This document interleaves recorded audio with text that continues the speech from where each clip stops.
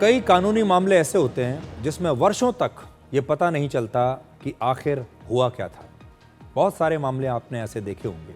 आरुषि हत्याकांड एक ऐसा ही मामला था जब वर्षों तक ये पता ही नहीं चला कि आरुषि की हत्या कैसे हुई थी और आरुषि की हत्या किसने की थी। और ऐसे एक नहीं, बहुत सारे मामले हैं जब अदालतों में लगातार लंबे समय तक मामले चलते रहते हैं, इन्वेस्टिगेशन चलता रहता है और फिर एक दिन सब कुछ ठंडा पड़ जाता है या फिर पता ही नहीं चलता कि हुआ क्या था। एक ऐसा ही मामला था सुशांत सिंह राजपूत की मौत का मामला।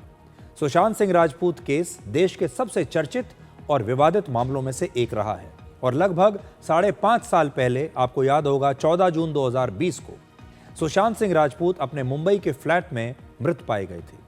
और अब इस केस में सबसे बड़ा अपडेट आपके लिए यह है कि सुशांत सिंह राजपूत का परिवार सीबीआई की क्लोजर रिपोर्ट को चुनौती देना चाहता है। उनका कहना है कि ये रिपोर्ट अधूरी है और सुशांत सिंह के केस की फाइल अब दोबारा खुलनी चाहिए, ये इन्वेस्टिगेशन दोबारा होना चाहिए। सुशांत सिंह राजपूत की मौत के 1376 दिन के बाद सीबीआई ने 22 मार्च 2025 को अदालत में अपनी क्लोजर रिपोर्ट दाखिल कर दी थी। क्लोजर रिपोर्ट का मतलब होता है कि किसी अपराध की जांच पूरी करने के बाद जांच एजेंसी कोर्ट को एक लिखित जानकारी देती है कि उनकी जांच पूरी हो चुकी है और अब वो इस केस को बंद कर रही है।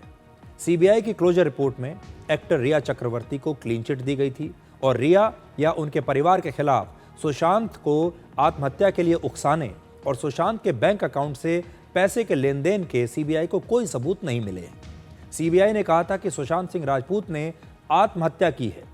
सुशांत के परिवार का कहना है कि सीबीआई को इस रिपोर्ट में सभी सबूतों जैसे गवाहों के बयान, मोबाइल फोन पर किए गए चैट्स और मेडिकल रिपोर्ट्स को अदालत में पेश करना चाहिए था, लेकिन सीबीआई ने ऐसा नहीं किया।